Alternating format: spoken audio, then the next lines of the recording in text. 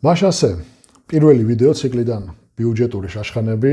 პირველ ვიდეოში მე ზოგადად მოგიყვებით, რა არის ბიუჯეტური შაშხანა, ასე ვთქვათ, რა გზა გამოიარა, საიდან დაიწყო ეს ყველაფერი, რა ფორმით მოვიდა ჩვენამდე.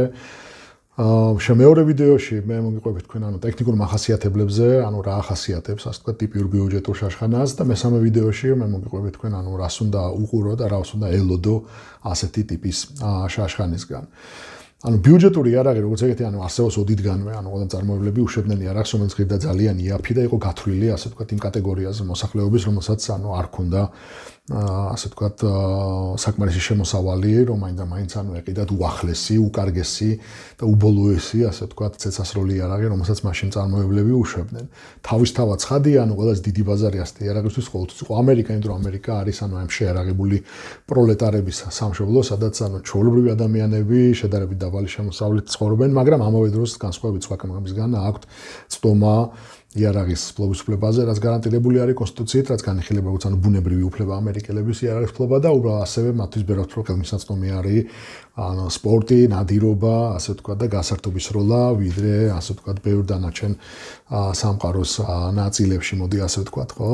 რაც ასე ვთქვათ, განაპირობებს უნიკალურ, ასე ვთქვათ, იერსახეს საშუალო სტატისტიკური შაშხანის მყიდველის, რომელიც განსხვავდება მაგალითად იგივე პროფილისგან, თუ ჩვენ მაგალითად უყურებთ ევროპას, ხო, იმიტომ რომ ევროპაში ყველაფერი ბევრად უფრო რეგულირებული არის, ბევრად უფრო ძვირადღირებული არის, ბევრად უფრო მეტ ადმინისტრაციულ ბარიერთან არის დაკავშირებული და იქ საშუალო სტატისტიკური შაშხანის ფლობელი არ აქვს განსხვავებული. უნდა ვივარაუდოთ, რომ ევროპაში როგორც მინიმუმ ნაკლებად ხელმისაწვდომი არის სროლა და ნადირობა ადამიანებისთვის და იარაღის ფლობის უფლება, როგორც მაქსიმუმ პრაქტიკულად დარჩა პრივილეგია გარკვეული მოსახლეობის ფენის, მათ შორის იმ მოსახლეობის, რომელიც იმყოფება კონკრეტული კეთილდღეობის, მატერიალური კეთილდღეობის კონკრეტულ საფეხურზე და მათთვის ახლა არ არის პრობლემა, მათ შორის საკმაოდ დიდი თანხის გადახდა შაშხანაში და თავისთავად ცხადია, ახლა სტომატოლოგი, რომელიც გერმანიაში გავა პენსიაზე, ასე ვთქვათ და დააპირებს აფრიკაში წასვლას სამდიროთ, ის არ იყიდის $200 სტივენს ისწავლა და იყიდის კრიქოვს, ზაუერს, ეგეთ რაღაცას, ასე ვთქვათ რა. მაგრამ ამერიკაში ჩვენ გვაქვს აბსოლუტურად საპირისპირო სიტუაცია და პრინციპში იგივე სიტუაცია ჯერჯერობით გვაქვს საქართველოში, სადაც ჯერჯერობით ვართ ძალიან ღარიბები, მაგრამ ამავე დროს ჯერჯერობით გვაქვს, ასე ვთქვათ, იარაღის შეძენის უფლება, მაგრამ ეს ყველაფერი დგას ყველაზე დიდი საფრთხის რისკის ქვეშ, ალბათ, იმ მომენტიდან, როდესაც ჩვენ რუსულ ტანკებს ველოდებოდით აგერ თბილისთან. მაგრამ თემას რო არ ავწდეთ, დაუბრუნდეთ ბიუჯეტური იარაღს. გარდა ამ ყველაფრის, რაც თქვენ მოგიყევით, ბიუჯეტური იარაღს აქვს ძალიან დიდი მნიშვნელობა და როლი, ჩემი აზრით, რომელიც არის გასათვითცნობიერებელი და პატივსაცემი. ბიუჯეტური იარაღი ყველაფერს ამას, რაც თქვია, თავდაცვა, სროლა, ნადირობა, სპორტი და ასე შემდეგ ხდის ხელმისაწვდომს პრაქტიკულად ყველასთვის, ხო? თუ რაღაც სახელმწიფოი გარჩაერია და რაღაც ბარიერების დაწესება არ დაიწყო, ხო?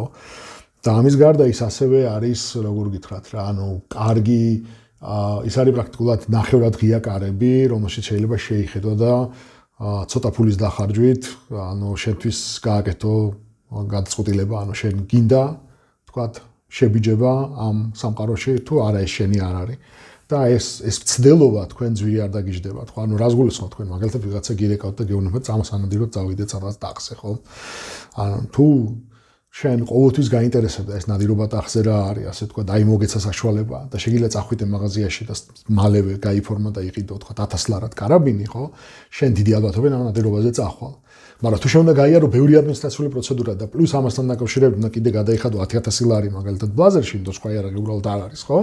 ვთქვათ, მაგმაგბოს მაღაზიაშია რა. საბოლოოდ შენ ამ განწყობას არ მიიღებ და შენი, ასე ვთქვათ, ეს გაცნობა სამყაროსთან არ მოხდება, ხო? იმიტომ რომ ჩემი პირველი იარაღი წლების წინ, რომელიც მე ვიყიდე, იყო მოსიბი 200 ლარიანი, ხო? ეს რო ყოფილიყო, რა ვიცი, 5000 ლარიანი ზაუერი, დიდი ალბათობით მე ამას არ გადავდგავდი, ვერ გადავდგავდი უბრალოდ. და უკეთეს შემთხვევაში, ჩემი შემოსვლა სამყაროში გადაიდებოდა, ვარ შემთხვევაში არ მოხდებოდა არასდროს. ამიტომ ეს არის დიადი და ლამაზი მიზანი, რომელსაც ეს ბიუჯეტური იარაღი ემსახურება და ამის გამო ემსახურებს პატივისცემას და მათ შორის ემსახურება პატივისცემას ის კომპანიები, რომლებიც ასე ვთქვათ, ამ იარაღის წარმოებით არიან დაკავებულები, იმიტომ რომ უნდა ვთქვათ, რომ მიუხედავად ყველა ამ კუთხეების, ასე ვთქვათ, მოჭრისა და ასეთი, ვთქვათ, ილეთებისა, რომ ასე ვთქვათ, ეს ფასი თავისი პროდუქციის დაწიონ, საბოლოო ჯამში გვთავაზობენ ჩვენ ყველაზე კარგ ბიუჯეტური იარაღს, რომელიც ოდესმე იყო ხელმისაწვდომი ჩვეულებრივი ადამიანისთვის, მაგრამ ამაზე უფრო ცლად ტექნიკურ ნიუანსებზე მომდევნო ვიდეოებში. როგორც უკვე გითხარით, ამერიკა ანახობს მოდას, ყველაზე დიდი გასაგების ბაზარი არის იქ და რა გასაკვირია, ყველაზე მეტი მწარმოებელი ბიუჯეტური შაშხანების არის, მხოლოდ ასევე არის ამერიკაში. ისე მოხდა, რომ ერთი პერიოდი საქართველოში ძალიან გამარტივებული იყო იარაღის შემოტანა ამერიკიდან და ჩვენთან გამოჩნდა ძალიან ბევრი, ტიპიური ამერიკული ბიუჯეტური იარაღები, მათ შორის გამოყოფდი, Savage Axis და Savage-ის სხვა მოდელებს, იგივე Hawk Hunters და რამოდენიმე სხვა მოდელს, Mossberg Patriot და MVP, შედარებით ცოტა რაოდენობით Ruger ამერიკანი, ასევე Remington-ი 770 და 783. ანუ ყველა იარაღი აქ რაოდენობით შემოვიდა და საკმაოდ მოგზაურებულ ფასებში იყიდებოდა, იმიტომ რომ 2-3 წლის წინ შეშეგელო გეყიდა Remington 770 1400 ლარად დაახლოებით, ხო? ანუ რაც არ არის ძალიან დიდი თანხა. არც ისე დიდი ხნის წინ, Savage Warminti და 3000 ლარად, რაც ასევე არ არის ძალიან დიდი ფასი, იმიტომ რომ ეხლა უკვე შელაპარაკობთ ხარისხიან შაშხანებზე, ხო, მაგალითად როგორც არის SACO და ასე, ფასი უკვე ურთავს 10000 ლარს და ზოგ შემთხვევაში არის 10000 ლარზე გაცილებით მეტი, ხო? მე შემიძლია დავასახო Daniel Defense-ის ეს რაღაც Bravo 5 ესე იგი ტიკას ტაქტიკური მოდელები, ყველაფერი რაც შასის იყენებს მაგალითად, ხო? თითქმის ყველაფერი ან 10000 ლარს ურთავს, ან 10000 ლარზე მეტი არის. ხო, და ამიტომ ახლა 10000 ლარს შორის და თქვა 3000 ლარს შორის და 2500 ლარს შორის და მით უმეტეს 1400 ლარს შორის არის ძალიან დიდი განსხვავება ფასში, მაგრამ ხო გეუბნებით, ხარისხში და საექსპლუატაციო ამ სამხმარებლო თვისებებში, ხო, შეიძლება ისეთი დიდი განსხვავება არ იყოს, მაგრამ ამაზე ცოტა მოგვიანებით მოგიყვებით და ეს არის ლეიტმოტივი, მოკლედ ის იმოყოლაც მე თქვენთვის ასე თქვა მინდოდა, რას წარმოადგენს ეს ბიუჯეტური იარაღი. ეს ისტორია არ იქნება ალბათ სრული, რომ ორი სიტყვით მაინც არ შევეხო, N-ზე სურპლუს იარაღს, უკვე შევეხე პრინციპში, როდესაც ვახსენე მოსკნი, რომელიც მე შევისყიდე, იმიტომ რომ გარკვეული პერიოდი, ევროპაში, ამერიკაში და პრინციპში ჩვენთანაც ერთადერთი არა, მთავარი ოპცია, როდესაც საქმე მიდიოდა, ხელმისაწვდომი ბიუჯეტური იარაღამდე იყო სურპლუსის იარაღი და საქართველოში წლების წინ ეს იყო ერთადერთი ოპცია, სხვა უბრალოდ არც არსებობდა, სულ მილიონი ლარი ქონოდა მაღაზიაში მიხვიდოდი და წესიერ შაშხანას ვერ წესიერ საერთოდ შაშხანას ვერ ნახავდი, ზედათ პისტოლეტები და თოფები იყიდებოდა ხოლმე.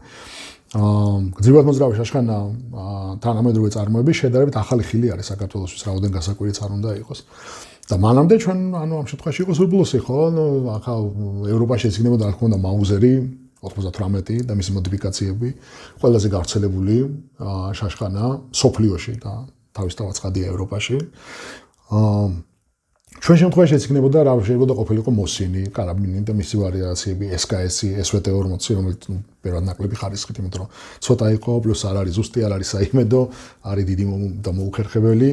და კიდევ უფრო მცირე რაოდენობით Mauser 98-ები და მის მოდიფიკაციები, მისი არა, მაგრამ Kar 98 ერთადერთი, რომელიც მოხდა ჩვენთან უკრაინის და რუსეთის საწყობებიდან. ეს იყო ჩვენი არჩევანი, ხო?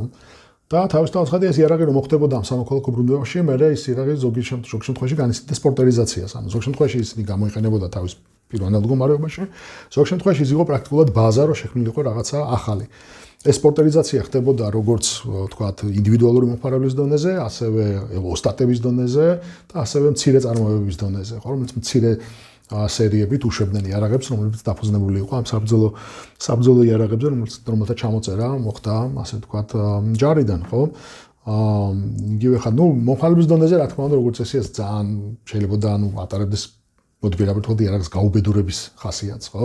ვიღაცა იქ ეზოში ნაგდები მორისგან კონდაკს გამოთლიდა, ვიღაცა იქ მიადუღებდა რაღაც კრონშტეინს, როზე ასე თქვა ოპტიკა დაეყენებინა. ოსტატები რა თქმა უნდა ასრულებდნენ როგორც ძალიან საბაზისრო, ასევე ძალიან მაღალი დონის სამუშაოს. წარმოებები იყენებდნენ, მაგალითად ხა რა წლების განმავლობაში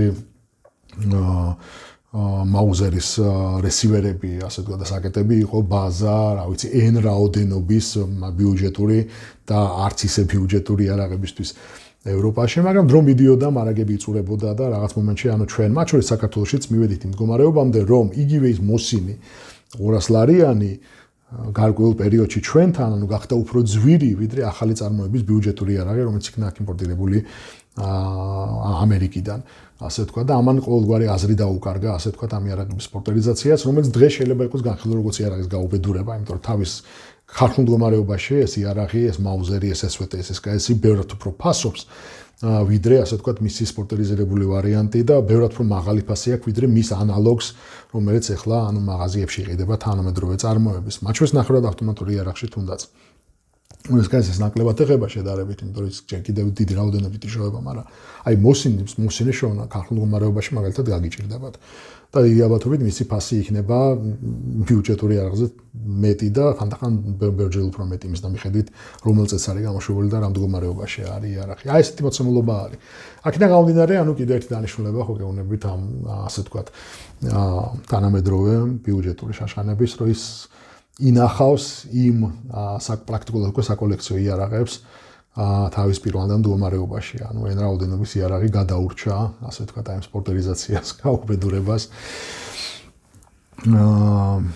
და შეინარჩუნა თავისი პირვანდელი მდგომარეობა. თუმცა გამეორდების სპორტერიზაცია არ ნიშნავს ცუდ რამეს, იმიტომ რომ უმეტეს შემთხვევაში თუ ჩვენ ლაპარაკობთ ევროპაზე, ამერიკაზე, ანუ ესეთება კომპეტენტური ხელოსნების მიერ და გამოსაზღვრელზე იღებს საკმაოდ საინტერესო იარაღს, რომელზეც უკვე შესაძლებელია ოპტიკის დაყენება, ან ოპტიკა არის დაყენებული, ბევრად უფრო მოსახერხებელი კონდახი არის, მაგრამ ლულა რესივერის საკეტი არის საბრძოლო შაშხანის, ხო? ან შეიძლება, რავი, უკვე უფრო ღრმა გადაკეთებას სპორტერიზაციას პრინციპში ვერც დაუძახეთ, თუ ნიშნავს რომ შენ პრაქტიკულად ანუ ძველ კომპონენტებს იყენებ, რომ უკვე რაღაც ახალი იარაღი გამოუშვა.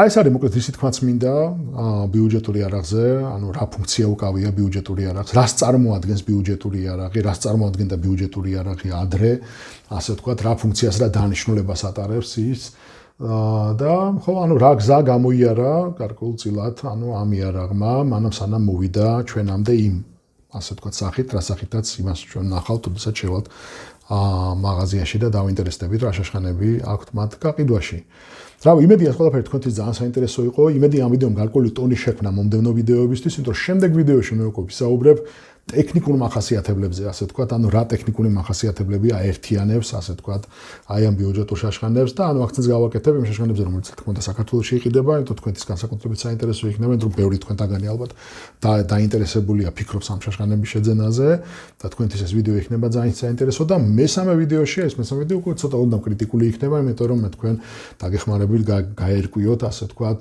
რას უნდა ელოდებოდეთ და რას უნდა უყურებდეთ, ასე ვთქვათ, ამ შაშხანის შეძენისგან, რას უნდა გაითვალისწინოთ. თუმცა პირველი ორი ვიდეოს ნახვის შემდეგ, ასე თუ ისე თქვენ უკვე კი მიხვდებით, ასე ვთქვათ, მესამე ვიდეოს შინაარსი და ტონი როგორი იქნება. რავი, იმედია ეს ყველაფერი თქვენთვის ძალიან საინტერესო იყო, იმედია დიდი ხანი რა აბდაუბდები არ ვილაპარაკე. მადლობა რომ ამ ვიდეოს უყურეთ, გათიღავით.